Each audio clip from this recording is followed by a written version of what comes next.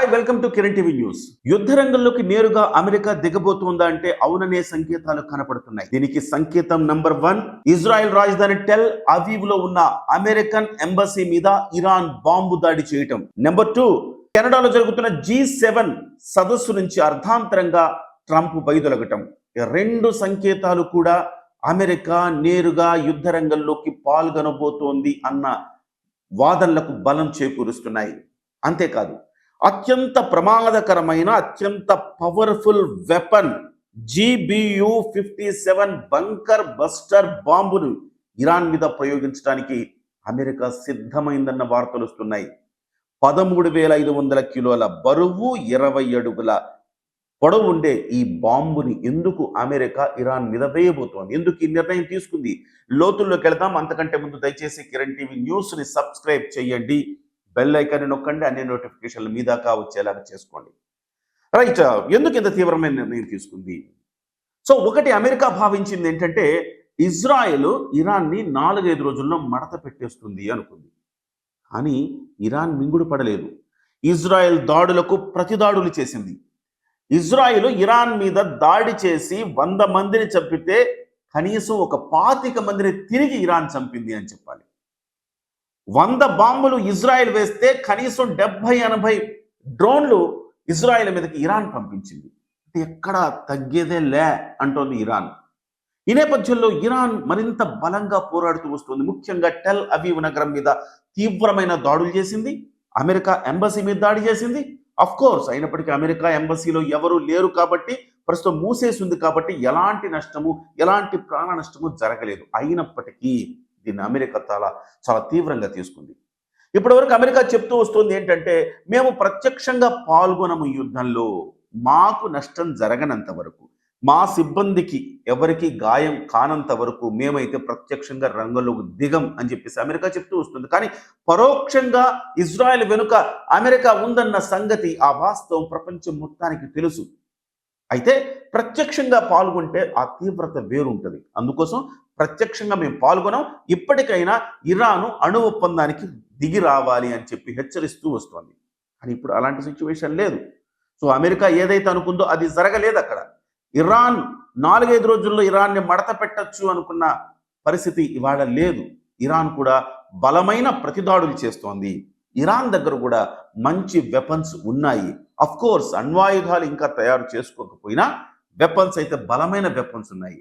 అలాగే ప్రపంచం నుంచి కూడా ఈ యుద్ధం మరిన్ని రోజులు సాగితే ప్రపంచ దేశాల నుంచి కూడా కొన్ని దేశాల నుంచి ఒకవేళ ఇరాన్కి మద్దతు వచ్చే అవకాశం కనపడుతోంది. యమన్ లాంటి దేశాలు ఇరాన్కు మద్దతుగా నిలుస్తున్నాయి. పాకిస్తాన్ లాంటి దేశాలు అవసరమైతే మా అణుబాంబులు మీకు ఇస్తామని చెబుతున్నాయి. ఈ నేపథ్యంలో అమెరికా జోక్యం చేసుకోవాల్సిన అవసరం వచ్చింది. ప్రత్యక్షంగా యుద్ధరంగంలోకి దిగాల్సి వచ్చింది. First thing.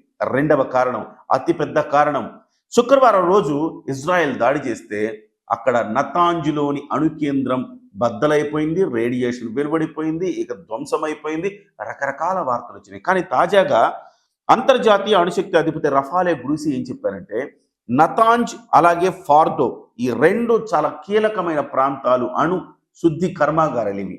ఇక్కడే అణ్వాయుధాలు తయారు కాబోతున్నాయి.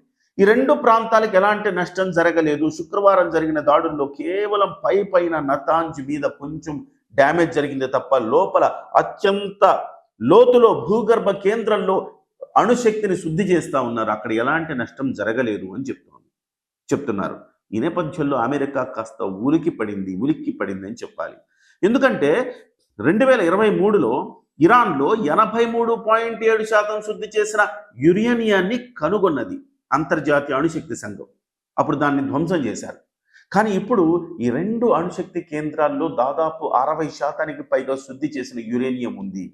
తద్వారా రాబోయే రోజుల్లో కేవలం సంవత్సరం కూడా పట్టకపోవచ్చు, 90% శుద్ధి చేస్తే అది అణ్వాయుధంగా మారే అవకాశం ఉంది. కాబట్టి ఇంకొక 30% శుద్ధి చేసే దాకా ఉండకూడదనేది అసలు యుద్ధం యొక్క ప్రధానమైన ఉద్దేశం. అలాంటప్పుడు ఆ రెండు అణు కేంద్రాలను ధ్వంసం చెయ్యకపోతే ఖచ్చితంగా యుద్ధం చేసే ఫలితం లేదు. ఇది అమెరికా ఆలోచన. సో ఇజ్రాయెల్ అనుకున్న స్థాయిలో ఇజ్రాయెల్ దెబ్బతీయలేకపోయిందని భావిస్తోంది అమెరికా.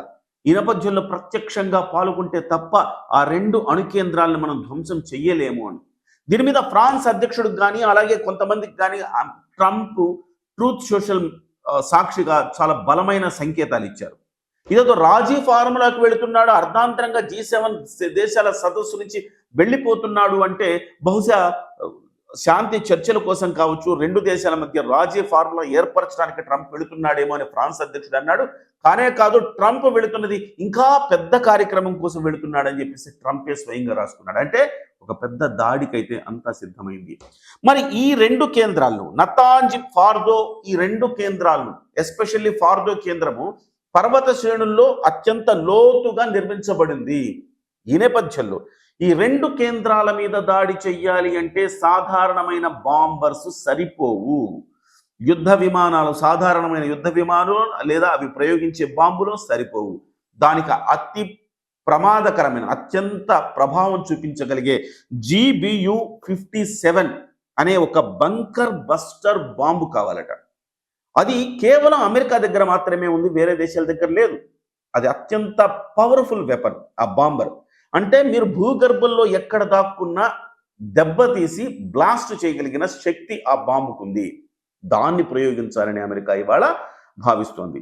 ఈ GBU-57 బంకర్ బస్టర్ బాంబ్ పొడవు 20 అడుగులు, దాని వెయిట్ 13,600 అడుగులు, 13,600 కేజీలు.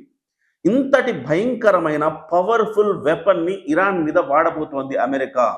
అందుకే అమెరికా అధ్యక్షుడు ట్రంప్ హుటాహుటిన G7 దేశాల సదస్సు నుంచి తప్పుకొని నేరుగా అమెరికా వెళ్ళారు. అమెరికాలో సిచ్యుయేషన్ రూమ్ లో కూర్చున్నారు. ఇప్పుడు దాని మీద సమాలోచన జరుపుతున్నారు.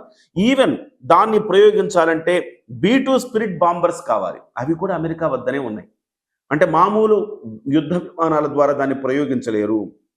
B-2 స్పిరిట్ బాంబర్స్ కావాలి, అది కూడా అమెరికా వద్ద ఉంది. కాబట్టి అమెరికా మొత్తం యుద్ధ సన్నాహాల్లో మునిగిపోయింది. ఇప్పటికే పశ్చిమాసియా దేశాల మధ్య పశ్చిమాసియా దేశాలకు ఈ యుద్ధ సామాగ్రి చాలా వరకు చేర్చింది. ఈ పవర్ఫుల్ వెపన్స్ కూడా చేర్చే పనిలో ఉంది. ఇరాన్ని ఇప్పటికే టెహరాన్ నగరాన్ని మొత్తం ఖాళీ చేసి వెళ్ళిపోవాలని ట్రంప్ హెచ్చరికలు జారీ చేశారు. ఈ నేపథ్యంలో భారత ఎంబసీ కూడా భారతీయ విద్యార్థుల్ని, భారతీయులు ఎవరైతే అక్కడ చదువుకుంటున్నారో లేకపోతే నివసిస్తున్నారో లేకపోతే ఉద్యోగాలు చేస్తున్నారో వాళ్ళందరినీ కూడా ఇమ్మీడియట్ గా రోడ్డు మార్గంలో పక్క దేశాలకు వెళ్ళి అక్కడి నుంచి భారతదేశం చేరుకోవాలని ఆదేశాలు జారీ చేశాయి. అలాగే రష్యా, చైనా, ఇతర దేశాలన్నీ కూడా టెహరాన్ నగరంలో ఉండే వాళ్ళంతా కూడా బయటకు వచ్చేయాలని ఆదేశాలు జారీ చేశారు. అంటే ట్రంప్ హెచ్చరికల దాని ఆ ఫలితం అని మనం చెప్పుకోవచ్చు. ట్రంప్ ఇవాళ టెహరాన్ మొత్తాన్ని ఖాళీ చేయండి అంటున్నారు. సో అదే సమయంలో ఇరాన్ని ధ్వంసం చేయడానికి పథక రచన, వ్యూహ రచన చేసినట్టుగా కనపడుతోంది. మరి ట్రంప్ ఇది అనుకున్నట్టుగా ఎగ్జిక్యూట్ చేయగలుగుతాడా, లేకపోతే ఇరాన్కు బయట నుంచి మద్దతు వస్తుందా, ఏం జరుగుతుందనే దాన్ని మనం ఇంకా వేచి చూడాల్సిన అవసరం ఉంది. ఏదేమైనా యుద్ధ రంగంలోకి నేరుగా దిగబోతోంది అమెరికా అన్న సంకేతాలు అయితే స్పష్టంగా కనపడుతున్నాయి. ఇజ్రాయెల్ చేత కాలేదు, ఇరాన్ ఇంకా మొండిగానే ఉంది, ఇరాన్ మింగుడు పడట్లేదు. అందుకే నేరుగా యుద్ధ రంగంలోకి అమెరికా దిగబోతోంది. మీ అభిప్రాయం తెలియజేయండి కామెంట్ రూపంలో. నమస్తే.